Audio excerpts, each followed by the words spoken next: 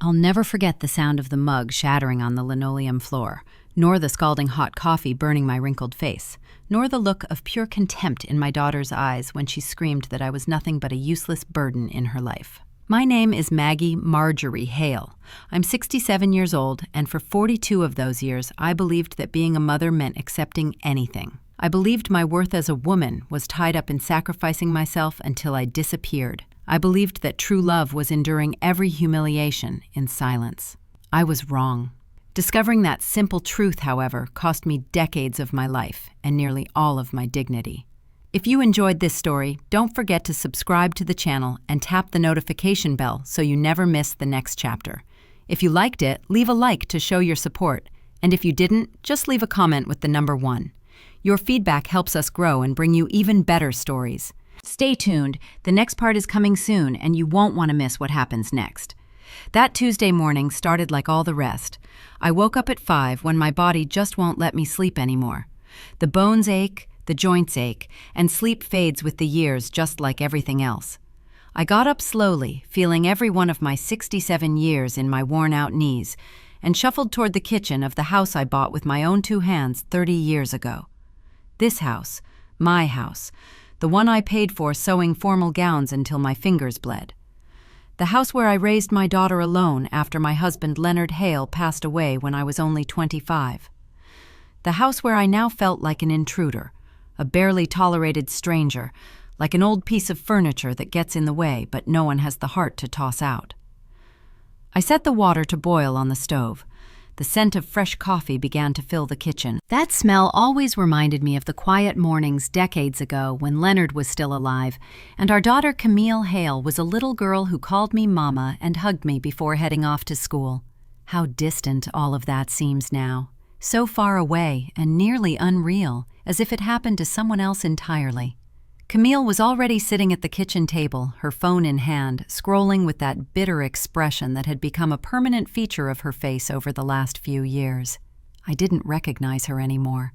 The sweet child I watched dance in all her school festivals, the dreamy teenager who wanted to be a teacher, the young woman who swore she would always take care of me when I got older. All of that was gone. In its place was this 42-year-old woman full of resentment who blamed me for all her failures. Her husband, Brian Harper, had left for work early. My granddaughter, Lily Harper, was still asleep in the bedroom I'd fixed up, especially for her when they moved in with me 3 years ago. 3 years that felt like 30. 3 years in which I'd become the unpaid maid in my own home. 3 years of complaints, contempt, heavy silence, and looks that told me clearly I was surplus to requirements. I poured the coffee into a simple white mug, one I'd owned forever. I placed it carefully in front of Camille. She didn't even look up from her phone. "This coffee is cold," she said, without even tasting it, without bringing the mug near her lips. "I just brewed it, honey," I replied softly. "It's hot, I promise." "Well, I say it's cold," she insisted, her tone hardening. "And it's watery, too." "You messed up the coffee again, Mama, just like you mess up everything lately." I tried to explain that I followed the same recipe as always, used the same amount of grounds, that the water was boiling, but my words seemed to bounce off an invisible wall. She didn't want to hear. She never wanted to hear me. Suddenly, she sprang up from the chair violently. The chair scraped the floor with a sound that sent shivers down my spine. She grabbed the mug with both hands, and before I could register what was happening, before I could shield myself or move away, she threw the coffee straight into my face. The scalding liquid hit my skin. It burned. It burned so much that for a second I couldn't even breathe. The coffee streamed down my face, my neck, soaking my old floral blouse. But the physical pain was nothing compared to what came next. "You're just like your coffee, Mama!" Camille shrieked, her voice filled with a hatred I never thought possible. "Old, bitter, and completely useless. I'm sick of you, sick of seeing you here every day, taking up space, being a burden.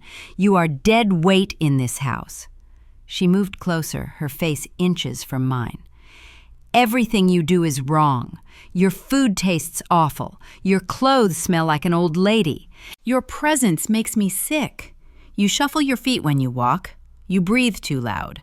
You're always just there, always bothering me, always existing when you shouldn't be. I wish you'd just disappear already." The words sliced right through me.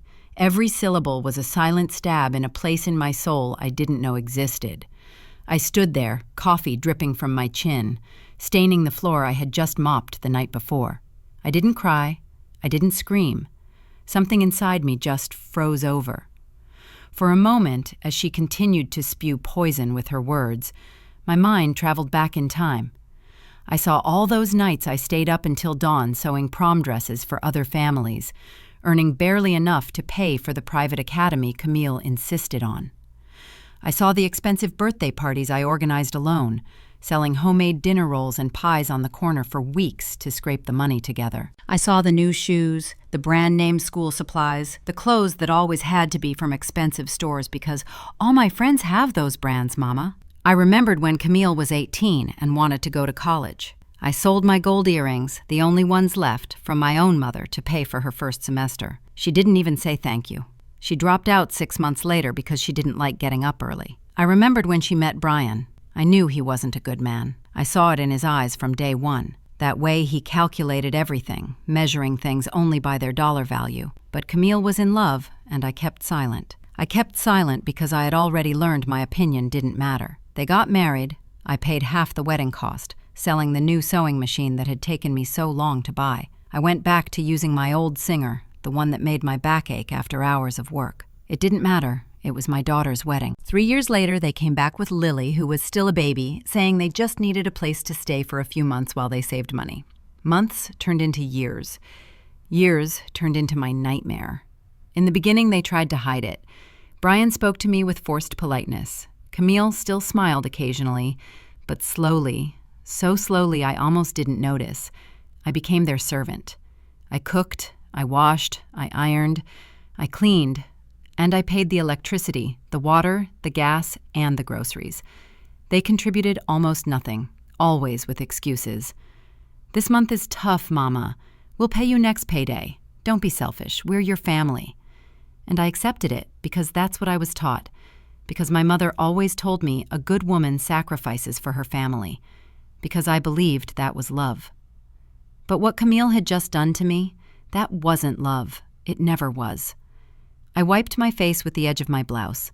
The coffee was cooling on my skin, leaving a sticky, unpleasant feeling. I looked up and truly looked at my daughter, as if seeing her for the first time in years.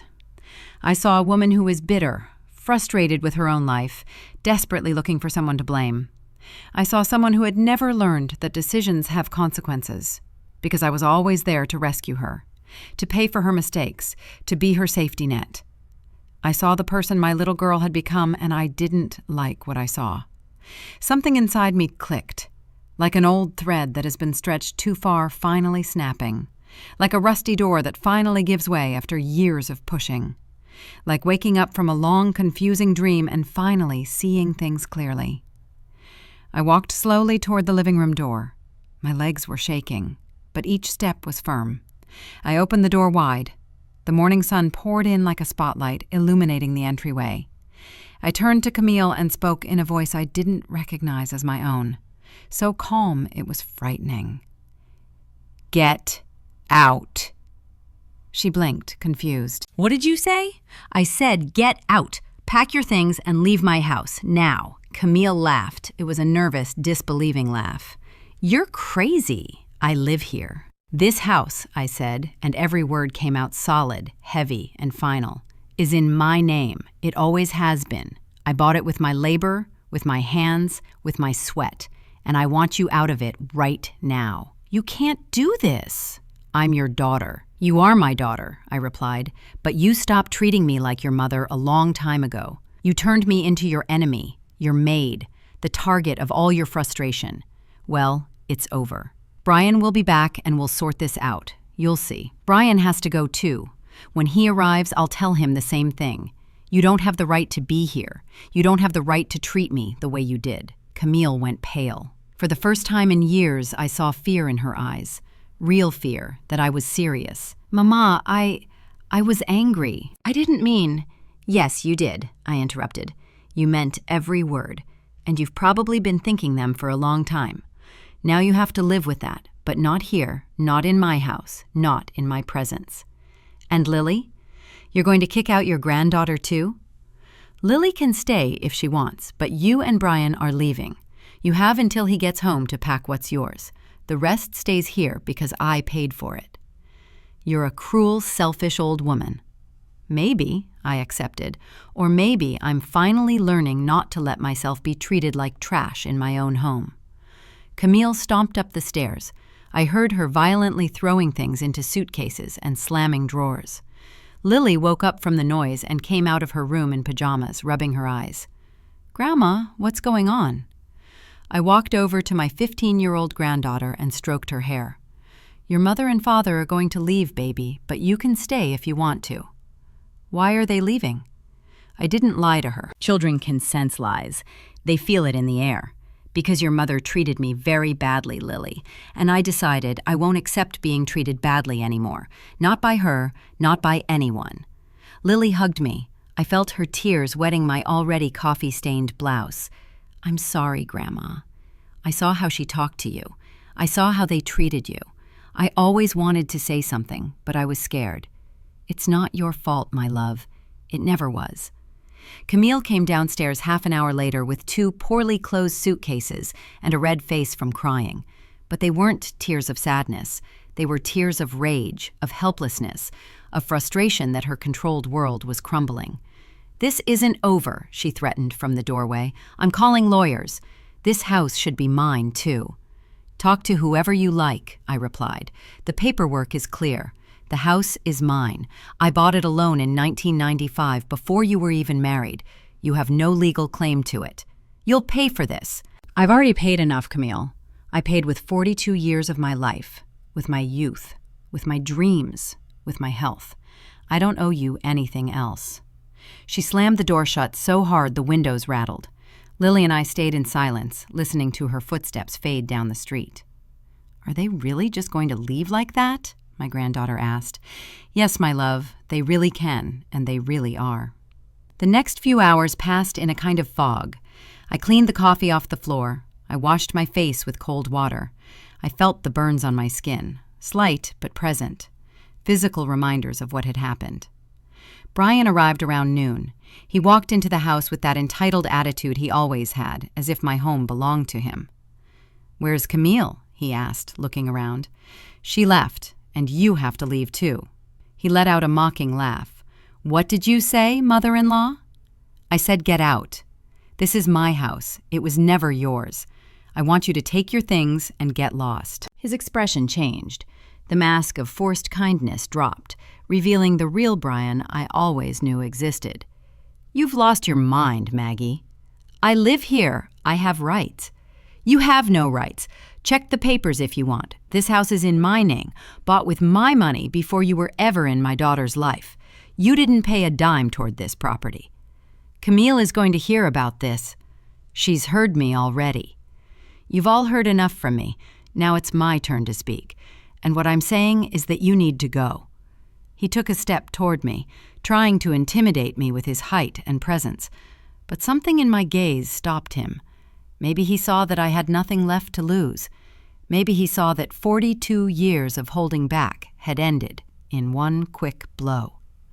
He turned, trudged heavily up the stairs, and came down 20 minutes later with a suitcase and a duffel bag. "This isn't over, Maggie." "You'll see. Whatever is going to happen will happen, but not here, not in my house, not in front of me." He left without saying goodbye to Lily, who was watching everything from the staircase. When the door closed, my granddaughter ran down and hugged me tight. "What happens now, Grandma?" "Now we live in peace, baby. For the first time in a long time, we live in peace." That night, after Lily had gone to sleep, I sat in the dark living room. The house was quiet, but it was a different kind of quiet. It wasn't the heavy, tense silence of before, when I tiptoed around so as not to bother anyone. It was a clean, empty silence, full of possibilities. I touched my face where the coffee had burned me. The skin was sensitive, but it wasn't serious. It would heal in a few days. The other wounds, the invisible ones, Those would take longer, but they would heal too. I had to believe it. My phone rang. It was Camille. I let it ring until it gave up. She called again and one more time. I didn't answer any of the calls. The next day, the text started. "Mama, let's talk. You're overreacting. I'm coming back and we're going to fix this. You can't do this to me." I didn't respond to any of them. On the third day, Brian came back. He pounded on the door shouting that he would sue me, that he knew lawyers, that he was going to take the house. I called the police. They arrived, asked for his ID, and explained that he was on private property without the owner's authorization. They drove him away with a warning. He didn't come back after that. Lily stayed with me for a week, but Camille's pressure was too much.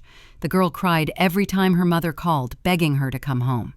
Finally, she packed her things one rainy afternoon. "Grandma, I don't want to leave you, but Mama says if I don't come back, she won't let me see you again." "It's okay, my love," I said, hugging her tight. "I understand.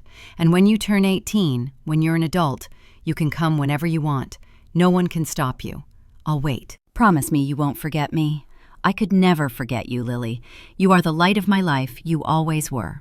She left crying. I closed the door, and for the first time in days, I allowed myself to cry too. I cried for my granddaughter. I cried for the daughter I lost years ago, even though she was still alive. I cried for all the wasted years.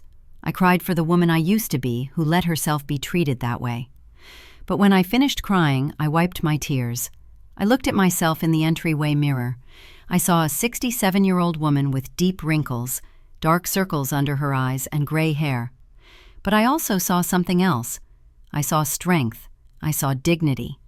I saw someone who had finally said enough. And in that moment, I knew this was just the beginning, that my life was about to change in ways I couldn't even imagine yet. What they didn't know, what Camille and Brian couldn't even suspect, was that my plans went far beyond simply kicking them out of my house. I had documents to review. I had calls to make. I had a life to rebuild from scratch. And for the first time in 42 years, that life was going to be completely mine. The first few days after Camille and Brian left were strange. The house sounded different. Every creak of the wood, every gust of wind against the windows, every drip of the kitchen faucet resonated in a new way. It was as if the house itself was finally breathing after years of holding its breath. I woke up early out of habit, but I no longer rushed. I prepared coffee slowly, enjoying the process. I drank it at the kitchen table, looking out the window at the neglected yard that I had stopped tending years ago because Camille complained that I brought dirt inside when I worked with the plants. My neighbor, Ruthie Carter, knocked on the door on the fourth day. She brought a container of homemade brisket and that look of curiosity she tried to hide with concern. "Maggie, honey, I saw Camille leave with suitcases. Is everything all right?" Ruthie was 66 and had lived next door since I moved in 30 years ago. She had been a silent witness to everything, when I arrived young and widowed with a small child, when I worked late into the night sewing in my living room, when Camille got married and left, and when she returned, transforming my home into a silent battleground. "Come on in, Ruthie. I'll pour you some coffee." We sat at the kitchen table. I told her everything, about the coffee in my face, about the years of humiliation, about how I finally asked them to leave. Ruthie listened without interrupting, nodding occasionally, squeezing my hand during the hardest parts of the story. "Oh, Maggie," she said when I finished, "I knew something was wrong.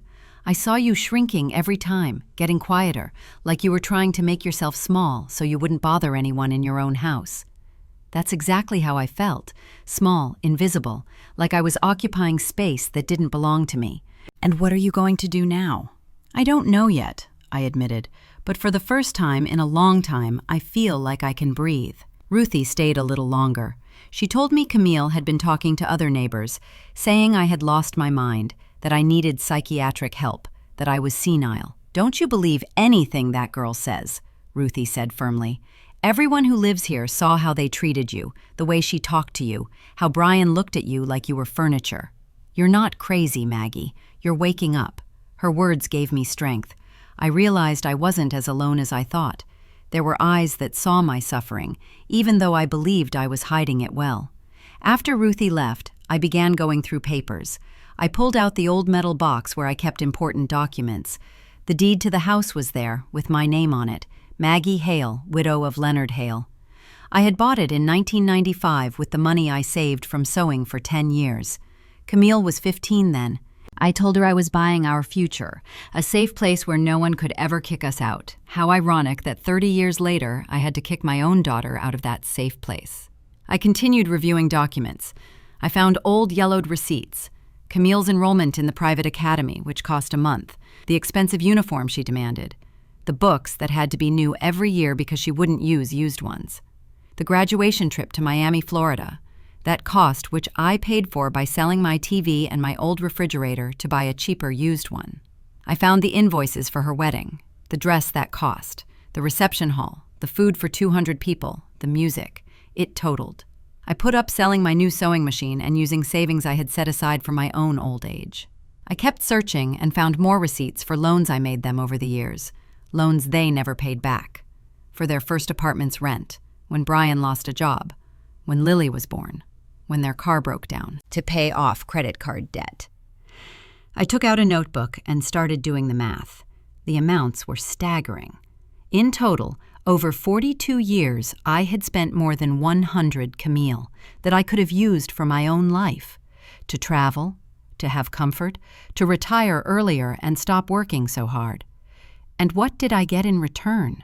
Contempt, complaints, constant criticism, and hot coffee in my face. I allowed myself to feel rage for the first time. I didn't bottle it up in my chest like I always did. I let it out. I cried with rage. I slammed my fist on the table. I yelled out loud everything I could never say to Camille's face. When I finished, I felt exhausted, but strangely relieved, as if I had expelled a poison that had been accumulating in my blood for years. I couldn't sleep well that night. Memories came in waves.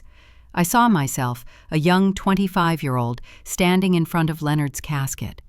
My husband had died of a sudden heart attack. We didn't even have time to say goodbye. One day he was there smiling, playing with Camille, and the next day he was gone. I was left alone with a 5-year-old girl, no close family, and barely any savings. But I didn't sink. I learned to sew by watching videos and asking the women at the market. I bought a used machine and started doing small alterations, then dresses, then formal gowns. I built a reputation. Maggie, the seamstress, was known in 3 neighborhoods. I worked day and night. Camille grew up half-raised by neighbors who helped me when I couldn't leave the workshop I'd set up in my living room. I gave her everything I could, everything she asked for, always afraid that she would feel her father's absence, always trying to compensate for that loss, being both mother and father at once. Maybe that was my mistake, giving her too much, not letting her feel frustration, not teaching her that things cost money, that you have to work for what you want, that not everything in life comes easy. I raised her like a princess while I lived like a servant, and she grew up believing that was normal, that I existed to serve her, that my function in life was to make hers easier. I got out of bed at 3 o'clock in the morning, went to the kitchen and heated milk. I sat at the table with the mug between my hands, looking into the darkness outside the window. At what point did Camille stop loving me? Or did she never truly love me? Was I just useful to her, a resource she could simply draw from? I remembered an afternoon when she was 17. I had sewn all night to finish 3 urgent dresses. I was exhausted. My fingers ached. My back was killing me. Camille came home from school and asked me to iron her uniform for the next day. I told her to do it herself because I needed a moment to rest. She got angry, yelled that I was a bad mother, that all her friends had mothers who did everything for them, that she was the only one with a mother who got lazy. I ended up ironing her uniform, of course, and apologizing for wanting to rest. That pattern repeated for years. I would give in, she would demand more. I would apologize for existing, she would make me feel like I was in the way. When she met Brian, I thought things would improve. I thought that by having her own family, she would need me less, pressure me less. But it was the opposite. Brian saw an opportunity in me. A free house, free services, available money whenever they needed it. I remembered the first time I overheard a conversation between them. It was about a year ago. I was going upstairs to tell them dinner was ready when I heard voices in their room. I stopped unintentionally, not intending to eavesdrop, but the words came through clearly. When the old lady dies, Brian was saying, this house will be yours. We can sell it or rent it out. It's a good property. Don't talk like that, Camille replied, but without real conviction. She's my mother. She's a mother who's lived her life. We're just starting. We deserve this house more than her. We're young. We have plans. She's just taking up space. Sometimes I wish she would just leave, Camille said. And those words hit me harder than anything. Go to a nursing home or something. But if we kick her out, people will talk. They'll say we're bad children. Then we have to make her want to leave on her own, Brian suggested. Make her life miserable. Little by little, she'll decide to go herself. I backed away from the door without making a sound. I went down the stairs as if in a trance. I didn't tell them dinner was ready. I locked myself in my room and cried in silence, stuffing my mouth with a pillow so they wouldn't hear me. Now sitting in my kitchen at 3 o'clock in the morning, I wondered why I didn't leave that very day. Why did I put up with another year of humiliation after hearing that? Why did I continue cooking for them, cleaning for them, paying their bills? The answer was simple and sad. Because I didn't know I deserved better. Because I believed that's what mothers did. Endure, sacrifice, and slowly disappear until they were nothing. But not anymore. That cycle had been broken that morning when the coffee burned my face and something inside me finally woke up. I spent the next few days reorganizing the house. I cleaned the room Camille and Brian had used. I found things they had left behind. Old clothes, unimportant papers, some broken objects. Everything went into the trash. In a closet drawer, I found a hidden envelope. I opened it. Inside were photographs of my house's contents. My television, my stove, the living room furniture, even my jewelry, the few pieces I had left. Each photo had a handwritten note with a price. They were appraising my belongings. A chill ran down my spine. Why did they need this? Were they planning to sell my things, or was it an inventory for when I was gone? I kept the photographs as evidence. I didn't know of what exactly, but I felt they might be important. I also found a folder of documents hidden among old books. They were attempts by Brian to get loans using my address as his residence, attempts to take out credit cards using my house as collateral. None had been approved because he wasn't the owner, but the fact that he tried filled me with outrage. This man had been trying to leverage my property without my knowledge, my home that I had worked 10 years for, my legacy, my security. I called Ruthie and showed her the documents. "Oh, Maggie, this is serious. You should report him." "I don't want legal trouble," I said. "I just want them to leave me alone, but I am going to take this to a lawyer to get it registered in case they try anything worse."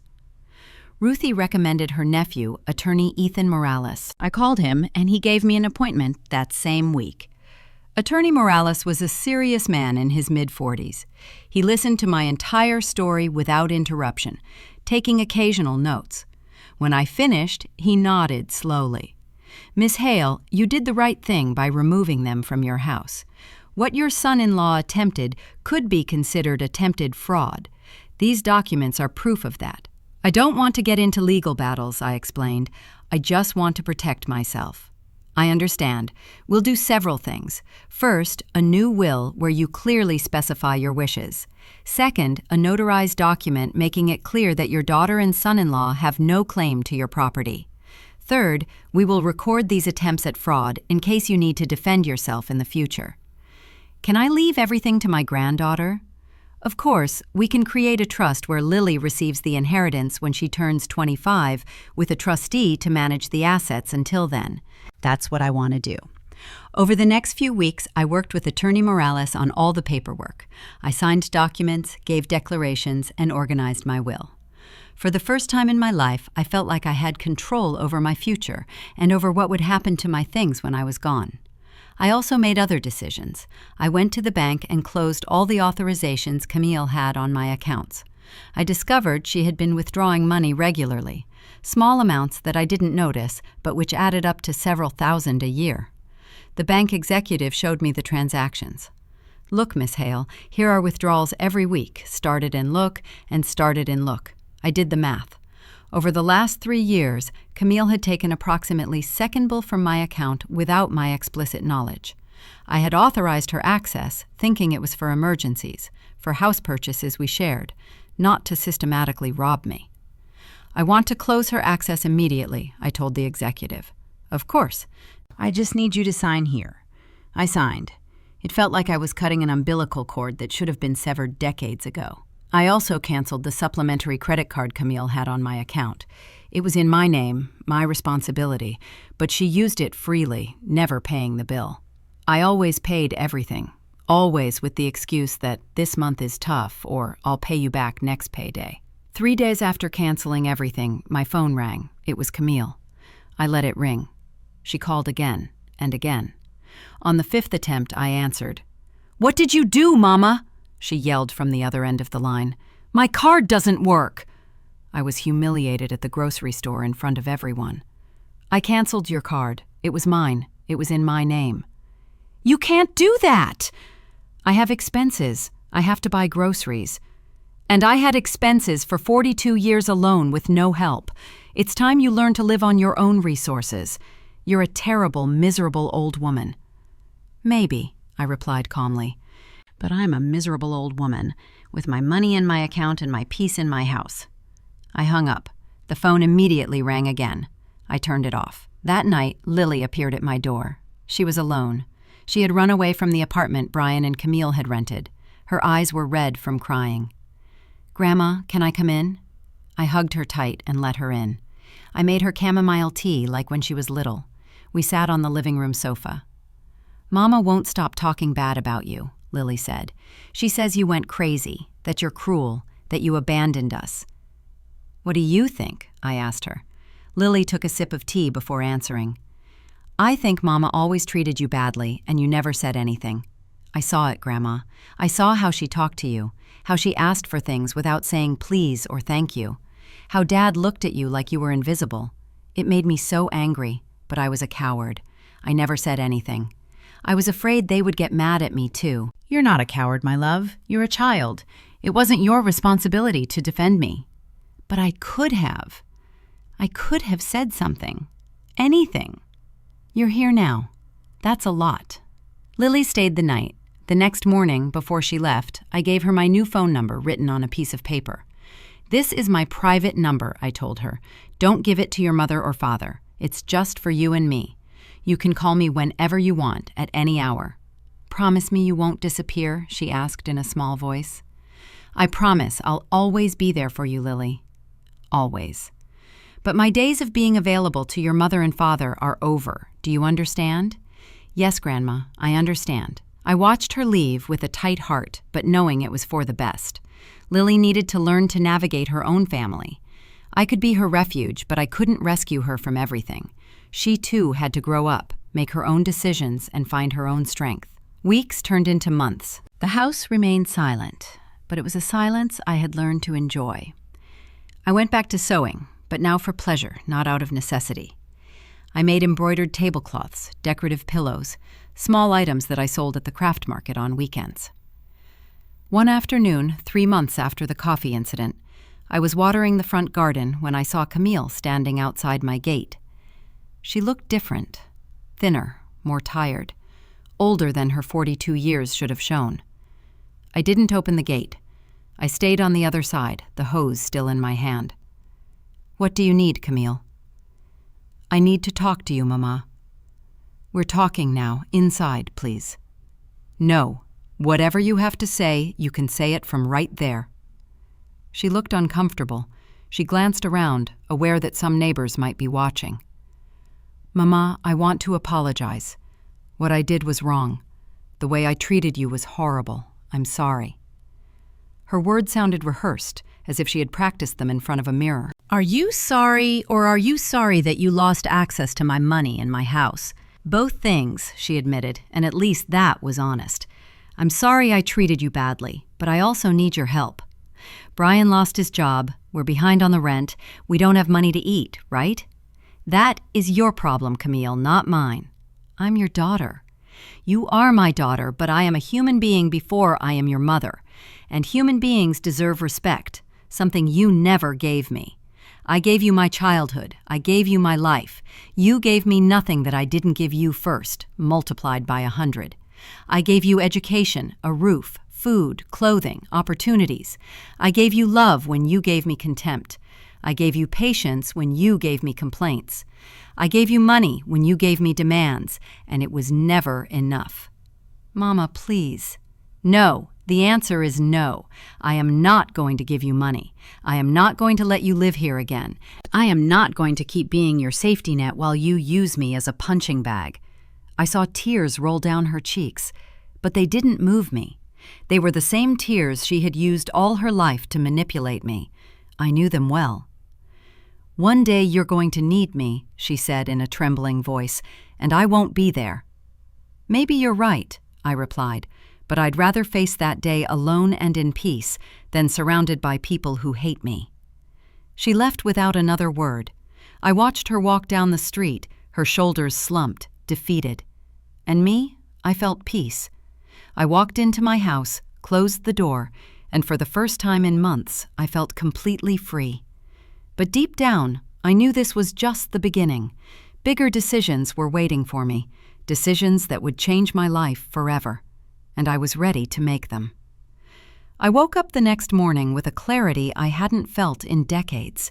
It was as if a thick fog that had been covering my mind for years had finally lifted. I could see sharply. I could think precisely. And for the first time, I knew exactly what I needed to do. It wasn't revenge I was seeking. It wasn't about making Camille and Brian suffer. It was something deeper and simpler at the same time. It was about reclaiming my life.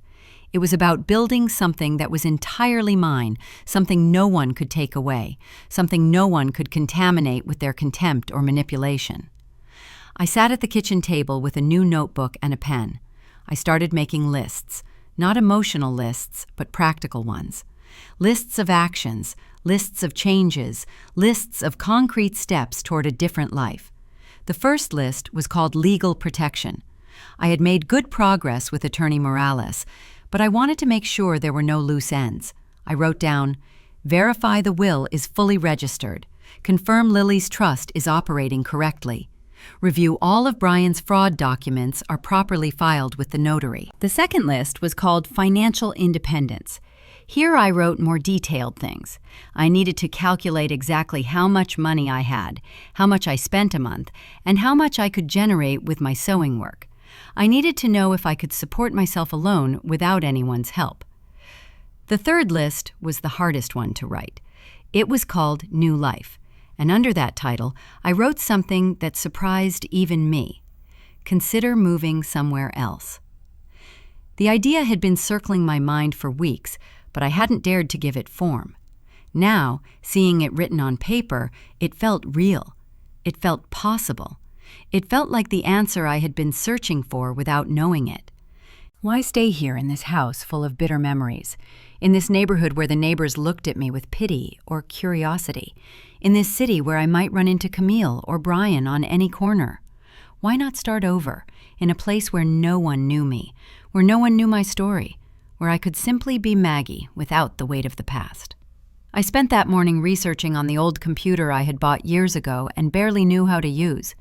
I looked for small towns in other states, quiet places with temperate climates, with small communities where life was simpler. I found a town in North Carolina called Willow Bend. According to the website, it had about 8,000 residents. It was surrounded by mountains. It had pleasant weather year-round and was known for its artisan community.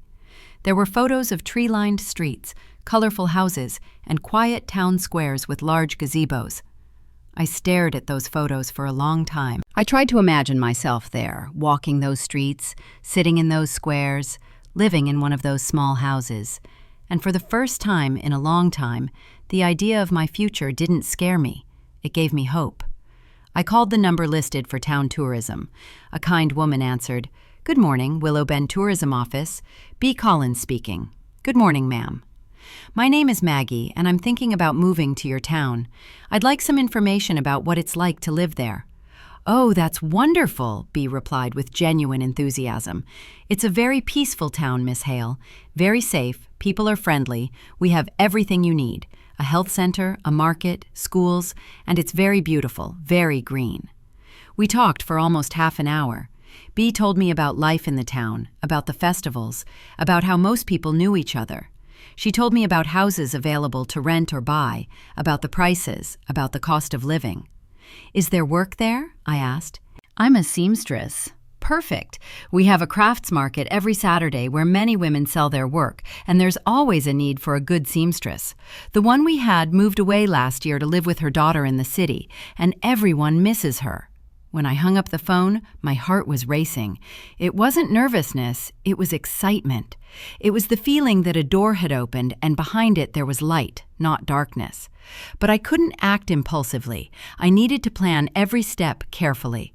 I needed to be smart about this. I spent the next few days in silent mode. I didn't tell anyone about my plans, not even Ruthie. Not because I didn't trust her, but because I needed to keep this completely private until everything was ready. If Camille found out I planned to leave, she might try to stop me somehow. I started separating my belongings into 3 categories: what I would take, what I would sell, and what I would donate. I discovered that after 67 years of life, I had accumulated a lot of stuff, but very little of it truly mattered. The old clothes I no longer wore went into the donation pile. The large furniture that would be impossible to transport went on the sale list. The excessive kitchenware, the decorations I never liked but had kept for years, the things Camille had left and never picked up, everything slowly left my house. What I decided to keep fit into a surprisingly small space. Enough clothes for 2 weeks, my portable sewing machine, a few books I loved, the truly important photographs, my mother's jewelry, and essential documents. Everything else was disposable. I hired a man who bought used furniture. He came over one afternoon, looked at everything I had for sale, and did some calculations in his notebook. "I can give you for everything, ma'am," double quote, I negotiated, "and I'll close the deal right now."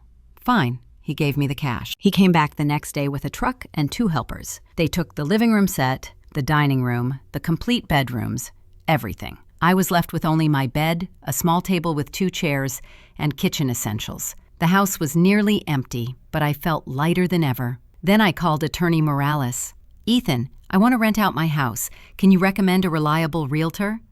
"Of course, Miss Hale. My sister-in-law, Paige Morales, has a real estate company. She's very serious and responsible. Would you like me to set up an appointment?" "Yes, please. And Ethan, there's a special condition. The rent money must be deposited directly into Lily's trust. Not 1 penny can go into my account or any account Camille might have access to. Is that understood? I will prepare the contract that way." 2 days later, I met Paige, the attorney's sister-in-law. She was a direct, efficient woman in her 50s. She toured the house with a critical eye. "It's a good property, Miss Hale." "Well, in good condition. I can easily rent it for a month. The market is good right now. How long do you need to find tenants?" "Give me 2 weeks, 3 at most." "Perfect. Attorney Morales will give you the contract details. It needs to be very specific about where the money is deposited." "No problem. I'll take care of everything." We signed the agreement. Paige took photos of the house, made an advertisement, and began showing it to potential tenants. I watched everything with a surprising calm. It was as if I were observing someone else's life, not my own. Meanwhile, I continued researching Willowbend. I found rental listings. One house particularly caught my eye. It was small, 2 bedrooms with a front yard and a view of the mountains. It cost a month. I called the number on the ad. "Good afternoon. I'm interested in the house you have for rent." "Oh, yes, of course," replied an older woman's voice. "I'm B. Collins, the owner. The house is available. Would you like to come see it?" "I live in another city," I explained. "Would it be possible to do a video call to see it?" "Oh, I don't know how to use those computer things," B admitted, "but my granddaughter can help me. Leave me your number and she'll call you." Half an hour later, a young girl, B's granddaughter, video called me from her cell phone. She showed me the whole house as she walked through it. It was simple but cozy. White walls, tile floors, a basic but functional kitchen, a clean bathroom, 2 small but sufficient bedrooms. The yard had rose bushes and a lemon tree. "It's perfect," I told the girl. "Can I rent it without seeing it in person?" "My grandma says yes, if you deposit the first month's rent and 1 month's security deposit in advance." "Can I deposit it tomorrow?" "Sure, I'll send you my grandma's account details." That night, lying in my bed in the nearly empty house, I felt something I hadn't felt in years. I felt excitement for the future. I felt curiosity about what was to come. I felt that my life hadn't ended at 67. It was just truly beginning. The next day, I went to the bank and made the transfer to Bea. In total, first month plus deposit. It was a lot of money, but I had it. I had saved it for years, and now I was finally going to use it for myself, just for me. While making the transaction at the bank, I did a few other things. I opened a new bank account that only I would know about. I transferred the majority of my money into it, leaving only the minimum in the old account. I changed all my passwords. I made sure no one but me had access to anything. I also went to the phone company and bought a new cell phone with a new number. Only 3 people would have that number: Lily, Ruthie, and Attorney Morales. No one else. Every action I took made me feel stronger, more in control, more the owner of my destiny. It was as if I were building a fortress around my new life, brick by brick. Ruthie came to visit one afternoon and was shocked to see the empty house. "Maggie, what did you do? Did you sell everything?" "Yes," I replied simply. "Why?" I looked her in the eyes. She was my only true friend. She deserved to know the truth. "I'm moving, Ruthie, to a town far away from here to start over." I saw tears well up in her eyes. "When?" "In about 2 weeks, as soon as the realtor finds tenants for the house." "And Camille? Does she know?" "No, and I don't want her to know until I'm gone. That's why I'm asking you not to tell anyone. Please."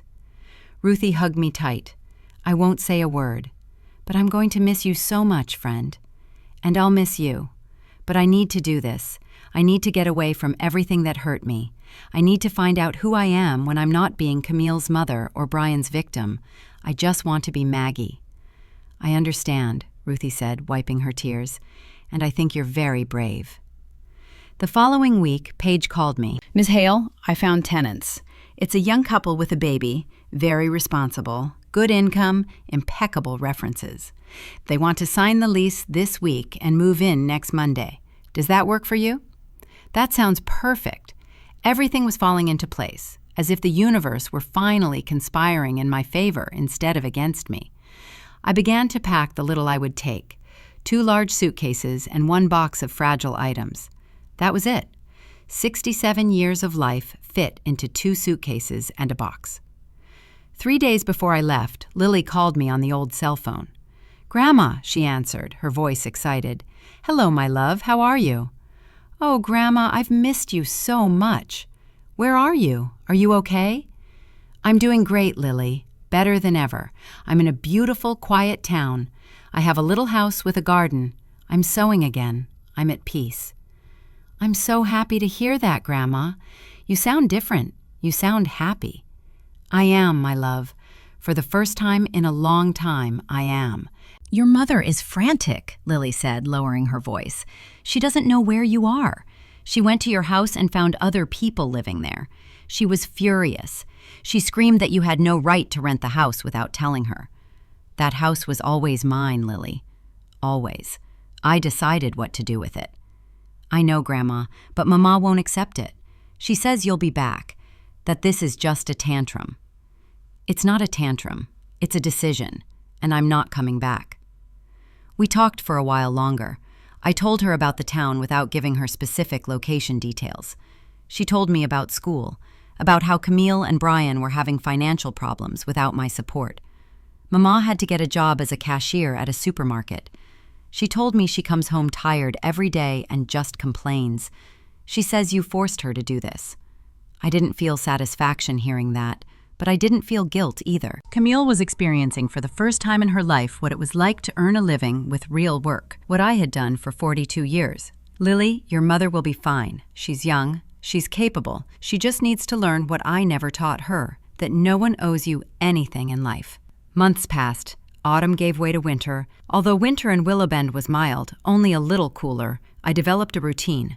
I woke up with the sun, made coffee, and ate breakfast slowly in my garden. Then I worked in my workshop, sewing, embroidering, creating.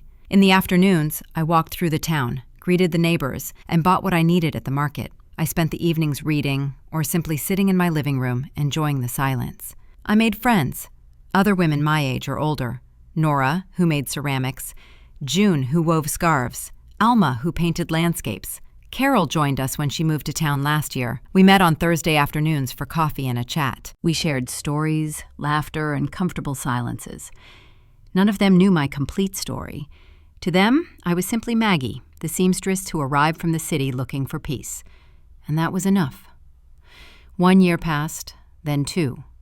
Lily called me every week. She told me about her life, about how she had started college to study education. She had gotten a scholarship and was working part-time at a daycare. She was building her own life independent of her parents. "Grandma, when I turn 18, I want to come visit you. It's almost a year away. When you turn 18, I'll give you my address, and you'll be welcome any time you want to come. And Mama, aren't you going to talk to her again?"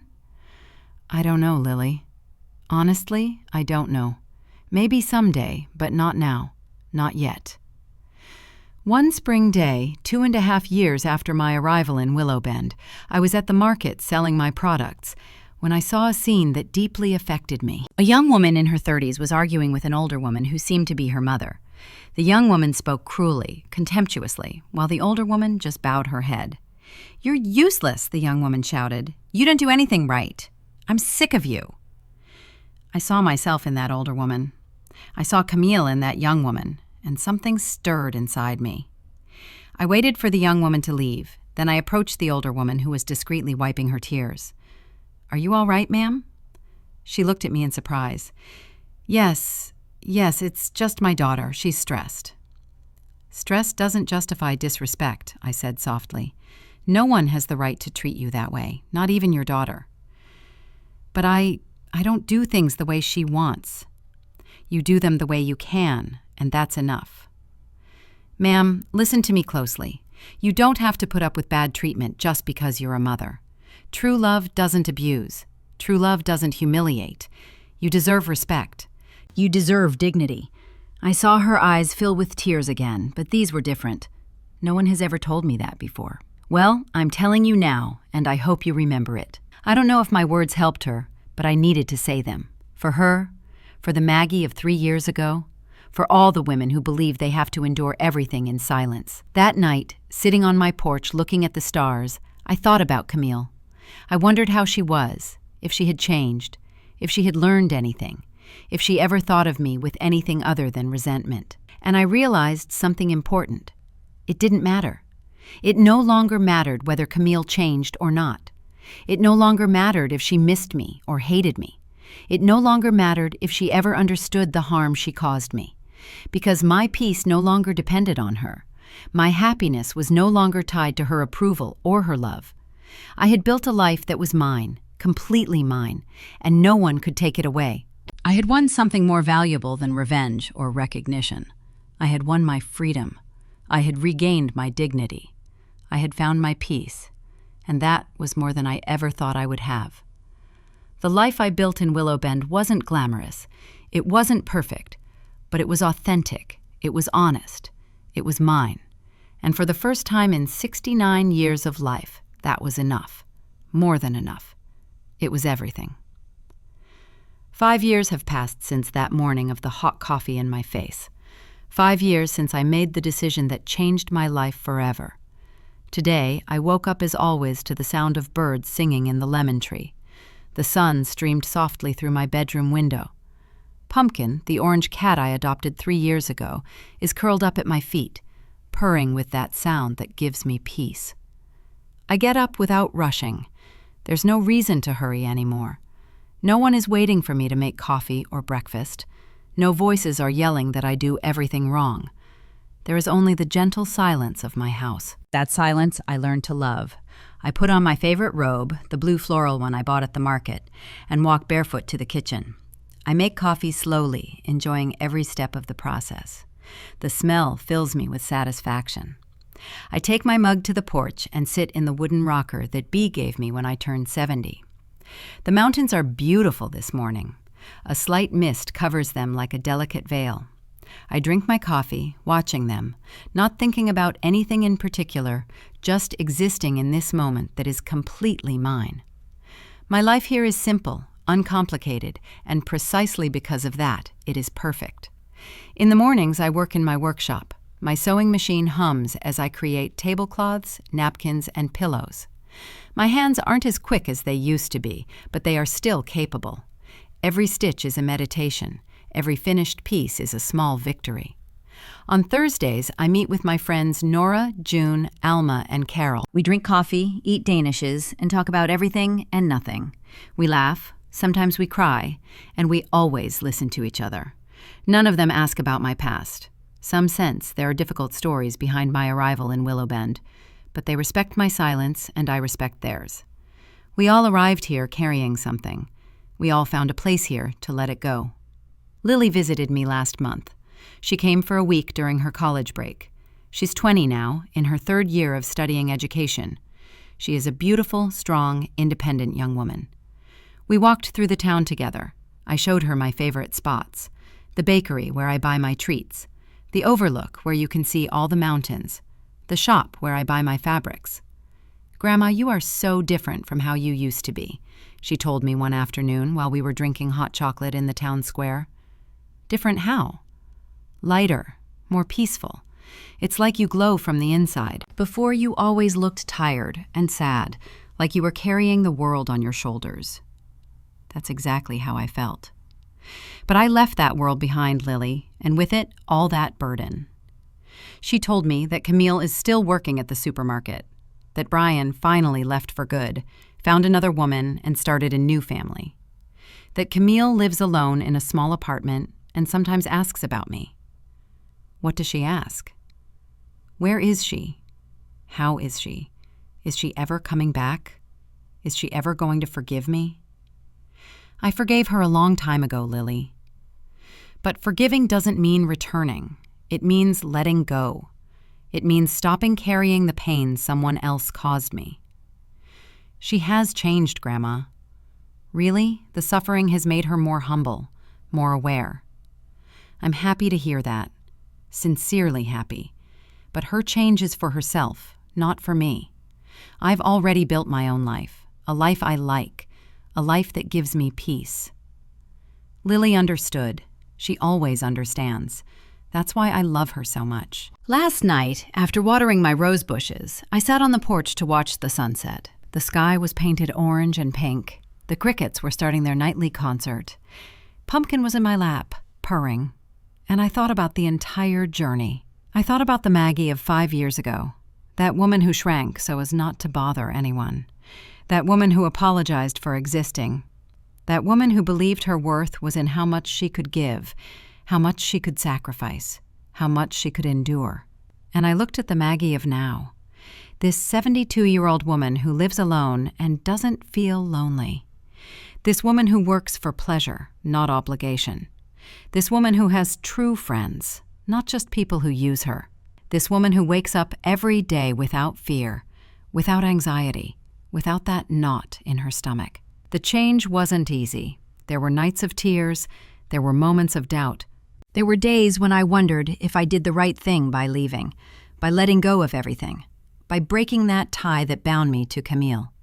But every time those doubts came, I only needed to remember that morning. The coffee burning my face, the words like knives, the contempt in my own daughter's eyes. And then I remembered that I wasn't running away. I was choosing myself. I was saving myself. I was giving myself the opportunity to truly live before it was too late. Not all stories have perfect endings where everyone reconciles and lives happily ever after. Sometimes the happy ending is simply finding your own peace, learning that it's okay to set boundaries, and understanding that self-love is not selfishness. Camille may be a better person now. I hope she is. But that new person doesn't need me to validate her change, and I don't need her to validate my decision. Sometimes the greatest act of love is letting each other go. Today, as I write these reflections in my journal, I realize something fundamental. I don't regret a single day, not a single moment. This small house, this quiet town, this simple life are more than I ever dreamed of having. Not because they are extraordinary, but because they are genuinely mine. No one here tells me how to live. No one criticizes me for existing. No one expects me to sacrifice myself until I disappear. I am simply Maggie, a woman who sews, who waters her plants, who drinks coffee on her porch, who chats with her friends, who loves her granddaughter, and who lives in peace. And that is more than enough. It's everything I ever needed. Life taught me that it's never too late to start over, that dignity is priceless, that peace is non-negotiable, and that true love does not hurt. And it taught me something even more important, that I deserve to be happy, not for what I do for others, but simply for existing. To all the women reading this who are living what I lived, I say, you too deserve peace. You too deserve respect. You too deserve a life where you don't have to shrink yourself so you won't bother anyone. It's never too late to choose yourself. It's never too late to say enough. It's never too late to start anew. The sun is setting behind the mountains. Pumpkin yawns and stretches on my lap. A simple but delicious dinner I prepared calmly awaits me inside. Tomorrow will be another peaceful day in Willow Bend, North Carolina. Another day of this life I built for myself. Another day of peace, and I ask for nothing more.